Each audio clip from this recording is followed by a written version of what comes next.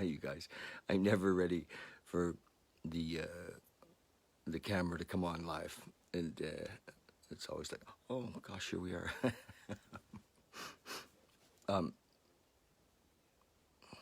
the couple of quick things this morning.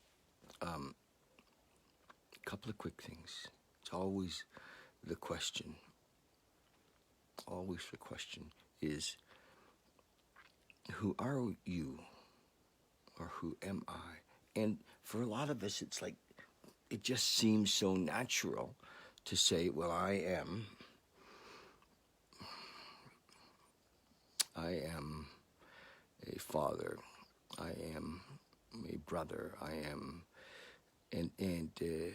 but what I want to just touch on is that we've created an idea of ourselves, and we're convinced we'll fight for that identity, and yet, in another breath, we'll say, "Fuck, I hate my life," or "I wish I could be something else."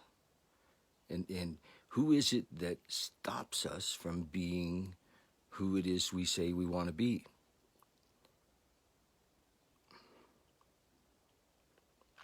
Who is it that stops us? Is it somebody else? Is it the government? No. Maybe it's God. We've thought that, haven't we? Damn God. He's making me have this terrible life, or unpleasant life, or unhappy life, or, no, don't think so. So who is it that's creating our reality? Who is it that's saying, this is who I am? And is holding on to that? Who is it that's holding on to that and saying, don't tell me I'm not myself? Of course, let's be ourselves. Sure, let's be ourselves. Let's recognize that we're, whoever we think we are. But let's look at, let's look at the ideas, just for a minute, that, have been the foundational ideas of who we've become. And lots of times they're cultural. Maybe you're, just to talk about what's happening now, maybe you're indigenous, maybe you're black, you've been come from a culture that came out of Africa, and you have an idea about yourself. And the idea is even being strengthened by what other people are saying. Maybe your idea is that you're a victim, that you're less than in some way. And to change, I believe, starts with a recognition of who we believe we are. And then it's not that we can just change the idea of who we are. We all tried that for a long time. We've all tried that. We've read books. We've wrote down vision statements. We've done vision boards. We've done, and yet we're not able to let go of this idea of who we think we are, or even who society has told us we are. Maybe you've been in jail, and you've associated with that identity. You've said, yes, this is who I am. I'm a criminal. Maybe you're in recovery, and you call yourself an addict, and or an alcoholic, and so you identify. Maybe you identify with a whole bunch of things. You say, well, I'm gay, and I'm black, and I'm an alcoholic. and you're like, right? And so how about we let go of all of that?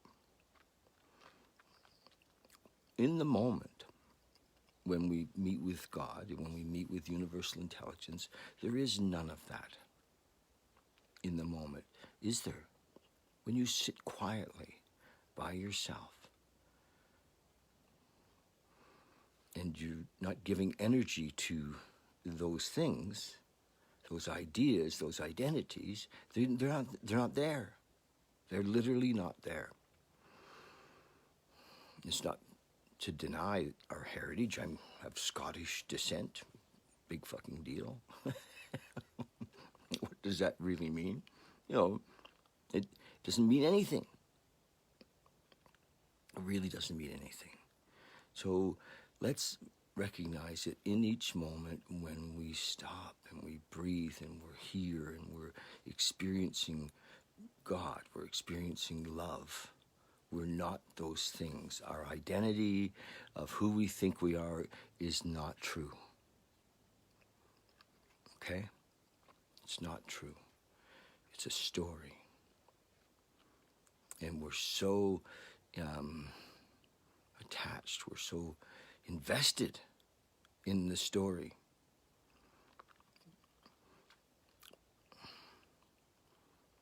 We'll die for the story. Yeah, that's right. I'm a Canadian. Whatever. You know, nice things. It's all beautiful. It's just, that's not who you are. Is it? Imagine, and you've heard this before, imagine this is all a dream. Because we talk about waking up, don't we? We talk about, wow, you know, waking up in the dream. So if this is all a dream, it's just a story in the dream. I know that's a little bit to grasp, but you know, when you're in a dream, like the dream that we call a dream, when we're sleeping, have you ever been in a very realistic dream where, even your body reacts to the dream? As a child, I remember as a young man, the first time I had a wet dream. You know, it was real. It was so real, my body reacted, you know. So what if this is a dream? And we've created all of the scenarios that we're attached to. What if this was a dream? So just check into it. And there is a waking up from this dream. It doesn't mean that we don't stay in it, that we're not here, that we can't play in it. But there is a peace. You know, who's watching you in the dream? Who's saying,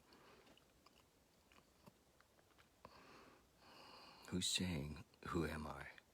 Who's asking, who am I?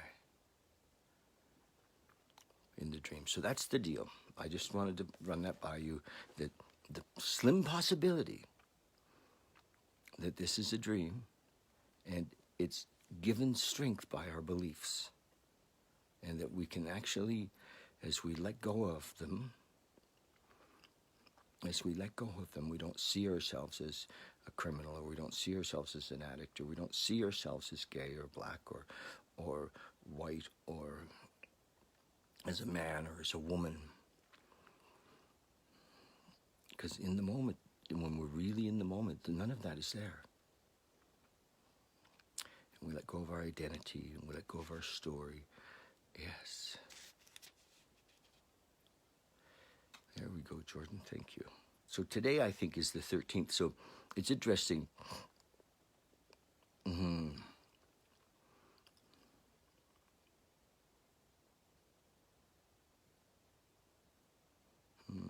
I'll have to look at Jordan. Jordan says, God created a universe, not one planet. So why be proud of anything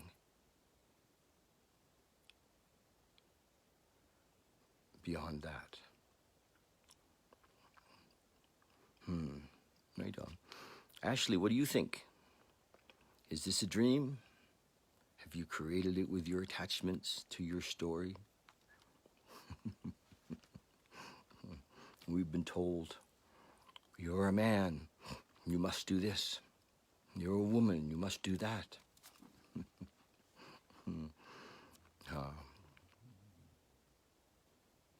In the moment, nothing but the moment. Okay, here we go. This is the reading. Now, it's interesting because in the story, we've been troubled in the story, and many of us have turned to alcohol and drugs in the story so that we could kind of wake up, have little moments of awakening, and realize that we're not who we thought we were. I remember the first time I drank as a kid, and it was like, holy shit, I got taller. You know, I got confidence, I got a swagger, you know, and I liked it. Yeah, I liked it. I was like, wow, this is good.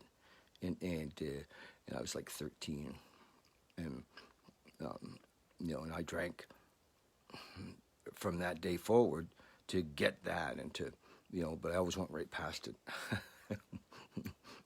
to be the fallen down guy in the corner. But still, I knew what I was looking for. And so then we get an identity as an alcoholic or an addict. And with that identity, you know, eventually, hopefully, we find recovery. And in recovery, we recognize that if we are living in the moment or in connection with universal intelligence or with spirit, the fear is gone. The uncertainty of living in the dream is gone. We have a new certainty. We have a new peace. We have a new awareness, a new consciousness, and so the 12 steps actually help us awaken, and they're really simple and really direct. It's a direct line, boom, to consciousness in each moment. And it's beautifully done in 1935. And I found this little book, 1935 it began. The book was written in 39.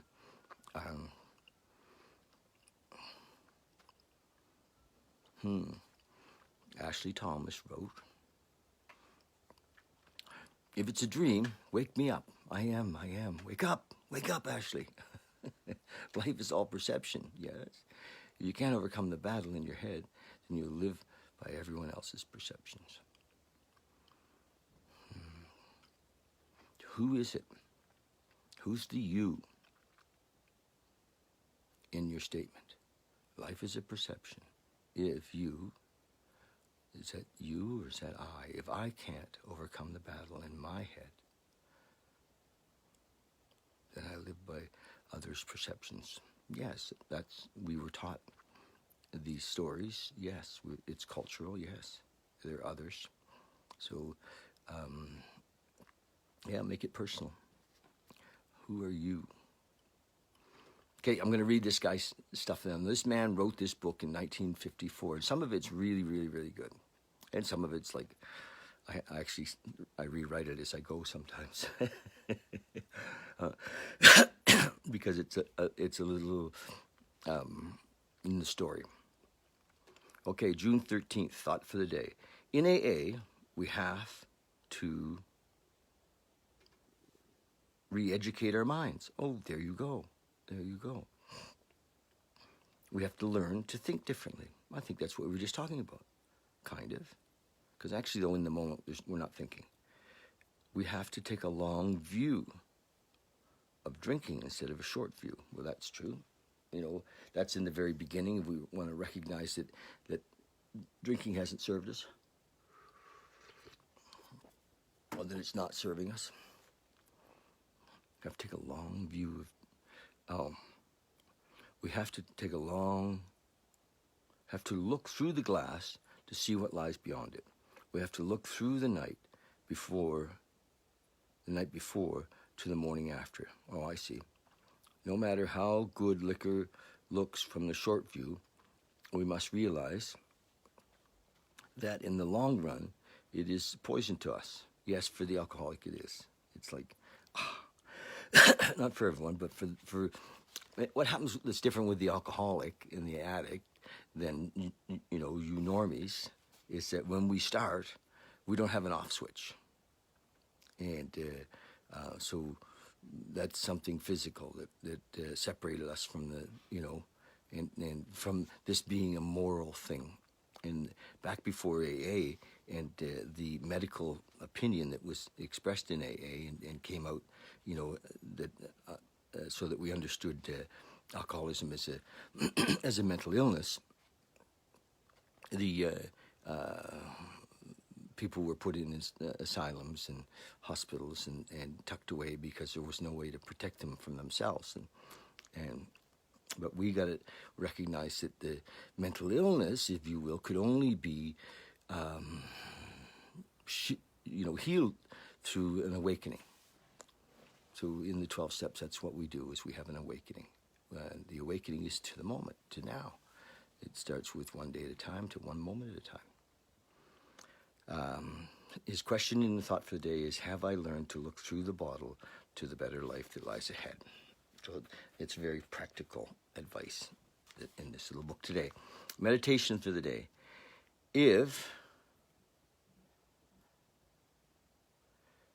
I'm going to change the yous to I's, because in the book it's in yous. I'm going to say, if I am honestly trying to live the way I believe God wants me to live, I can get guidance from God in times of quiet communion with Him.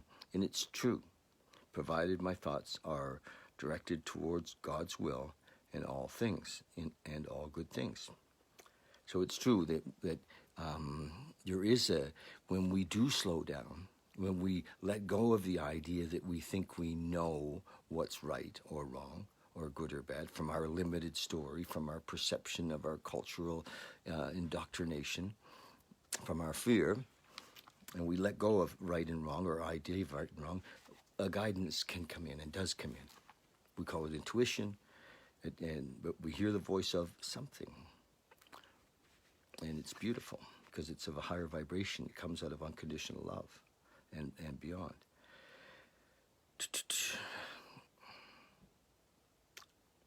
God's will in all good things. The attitude of thy will, not mine, be done, leads to clear guidance. Act on this guidance, and I will be led to better things. My impulses seem to become less my own and more the leading of God's Spirit acting through my thoughts. Obeying thy will, obeyed, they will bring me the answers to my prayers. Nice, simple statement. Get closer to God, which is closer to the moment, which is not in my beliefs, in my things I'm hanging on to, ideas of myself. Prayer for the day. I pray that I may try to thank God's. I pray that I may think God's thoughts after Him. I may think God's thoughts after Him. I pray that my thoughts may be guided by His thoughts. Beautiful. Anyway, think about it. Who are you? Like, really, who are you as you go out? Put on your little costume. This is who I am. Just drop it. Just be with whoever you're with in each moment. Just drop it. And be here now. Be love. Be ambassadors of love. And then you start to see others in their routine, in their playing their, what they think is their spot in the play, their act. And we can have compassion. And then hopefully help the folks to see. Prayer for the day, yes. So, love you guys. That's it. I'm going to be down at Cain's today in Calgary. We're selling tickets. I'm having fun selling tickets for a raffle at Cain's Motorcycle for Harley Davidson. So you could join us. Come see us down there, Cain's. And next Sunday, we're going to have a little brunch here in the house. So come visit us. It's going to be, let me know if you're coming, because we have a kind of a limited, we're going to try to be conscious of the fact that of the what do you call the social distancing and stuff. And we've got a big yard and a big house, so we'll be inside and outside. I'm suspecting some people will never come in. We'll all, like I say, we have a big yard, and it'll be fun. So that's next Sunday. And Monday night we do our meditation group at 7 o'clock. And really, it's more of the same. Who are you? And exploring the idea of being here now and breathing into the moment. All right. Love you guys. Thanks for today, and thanks for being. Cheers. Bye.